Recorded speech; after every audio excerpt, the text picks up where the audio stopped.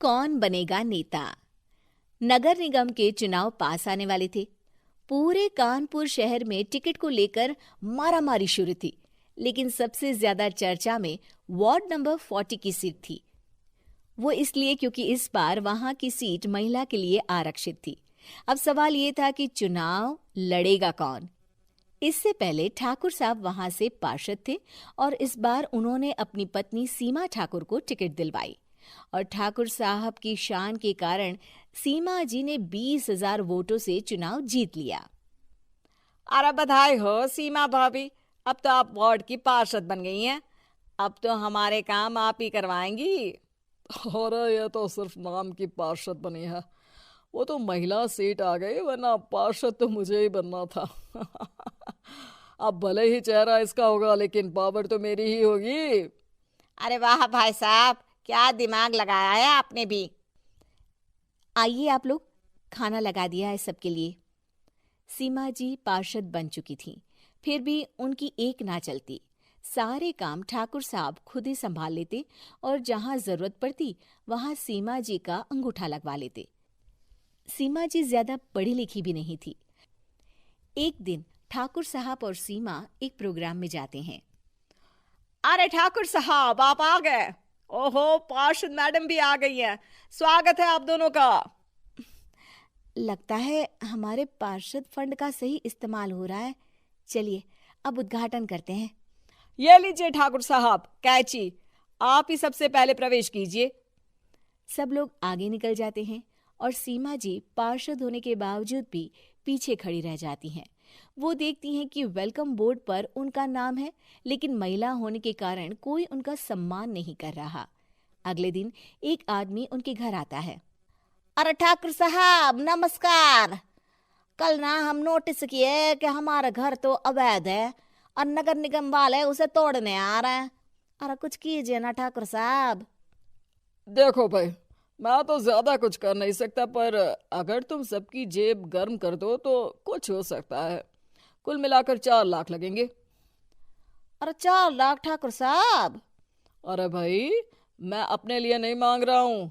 दरोगा है, इंजीनियर बाबू है, बड़े साहब है, सबको देना पड़ता है ना थोड़ा थोड़ा। बोलो है मंजूर? तभी वहां अचानक सीमा जी आ जाती हैं।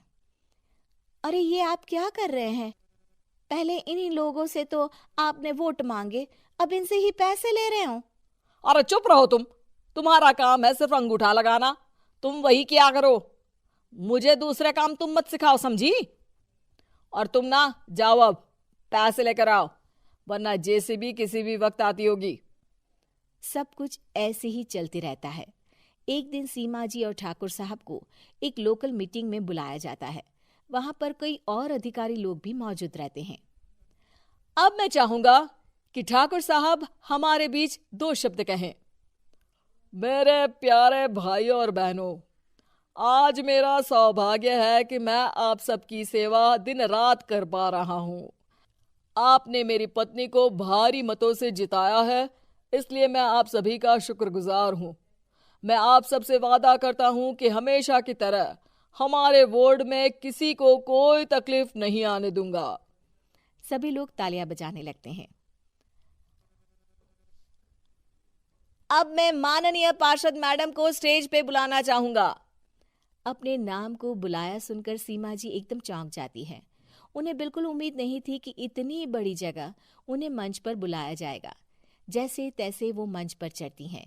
ऊपर जाते ही सीमा जी को सारी पुरानी बातें याद आ जाती हैं कि किस तरह उनके पति उन्हें कभी भी आगे बढ़ने नहीं देते और उनके नाम से गलत काम करते हैं।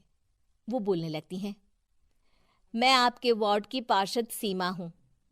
आप में से बहुत कम लोग ही मुझे जानते होंगे, क्योंकि इससे पहले मुझे कभी ऐसा मौका ही नहीं मिला। सारे मौके मेरे पार्षद पति यानी आपके ठाकुर साहब ही लेते रहे, लेकिन आज ये मौका मुझे मिला है तो मैं इसे ऐसे ही नहीं जाने दूंगी। मैं आपको ये बताना चाहती हूँ कि आपके ठाकुर साहब मेरे नाम की आड़ में गैर कानूनी काम करते हैं, जिस पर अंगूठों के निशान मेरे होते थे। इसीलिए मैं अपनी गलती मानती हूँ और आज अपने पद से इस्तीफा देती हूँ, ताकि आगे से कोई गलत काम ना हो पाए। अब फैसला आप सबके हाथ में है कि आप हमें क्या सजा देना चाहते हैं। सीमा जी की बातें सुनकर ठाकुर साहब के चेहरे का रंग उड़ जाता है और वो शर्म से मुंह नीचा करके वहां से चले जाते हैं और पद से इस्तीफा देकर ही सही सीमा जी अपने आप में आत्मविश्वास महसूस करती हैं।